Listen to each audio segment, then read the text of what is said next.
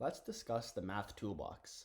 When you're in a math environment, you can navigate over to the left-hand side where the three icons are and click on the gear icon. Here you can toggle to show the toolbox. This opens the math toolbox where you can see the recent math symbols that you've used. So for example, let's add a secant to our expression.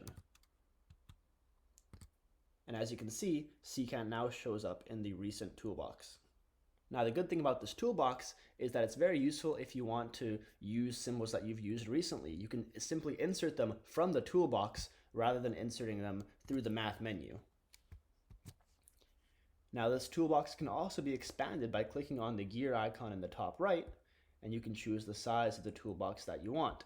This way you'll have access to more of the recent symbols you've used. So there's different type of toolboxes that you can use. This is the recent toolbox.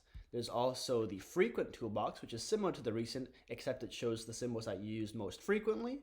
There's also expressions, which stores expressions that you've copied, and also combinations of recent and expressions. So let's look at expressions. So let's see how this works. We can go ahead and copy an expression from the numerator. We can select the secant sign expression, and if we copy it, we can see that that appears in the expressions toolbox. Now from this toolbox, if we go into the denominator, we can simply add that expression in by selecting it from the toolbox. The toolbox can be closed by clicking the X on the top right.